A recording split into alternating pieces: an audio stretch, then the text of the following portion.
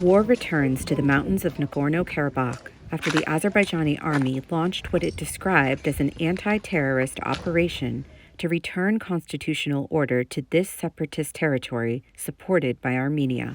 A Russian peacekeeping force was supposed to prevent an escalation of violence. Many Armenians here say its failure to act has led to the renewed flare-up. They accuse Russian troops of inaction, not only during this offensive, but also during Azerbaijan's blockade of the Nagorno-Karabakh region. This alleged inaction has led many Armenians to question the view that Moscow is an ally. If the Russians are our allies, if they were committed to help us, if they are members of the same organizations, including those dealing with security, such as CSTO, then why do they fail to do that?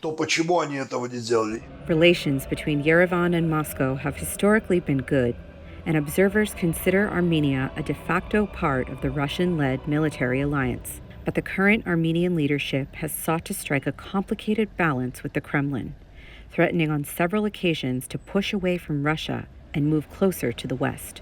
Shortly before the start of the new hostilities, Sarkis Kandanyan, chairman of the Armenian Parliament's Foreign Relations Committee, explained to VOA the reasons for the current mistrust. War and the aftermath of the war proved that the security architecture that was in place in South Caucasus and in and around Armenia was not very stable, and it didn't prove that it can protect Armenia well.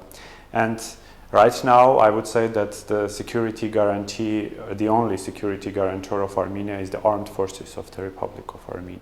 As the Armenian conservative opposition sees it, the current Armenian leadership's failure to take a clear stance is especially dangerous for the country and favors maintaining close ties to Moscow. Armenia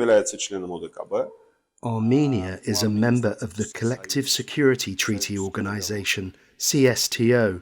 Armenia has a strategic union, a union-type agreement with Russia, and I think that at this moment, under the current turbulent situation, it is naive at a minimum to try to make any drastic changes, if not to use more harsh wording.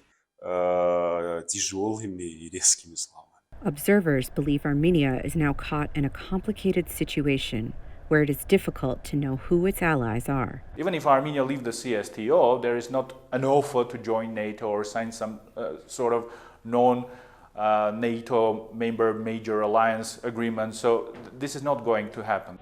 While the bombs thunder in Nagorno-Karabakh, in Armenia's capital, Yerevan, some wonder what will happen after the flare-up and on which side of the geopolitical chessboard Armenia will be. For Ricardo Marquina in Yerevan, Elizabeth Cherneff, VOA News.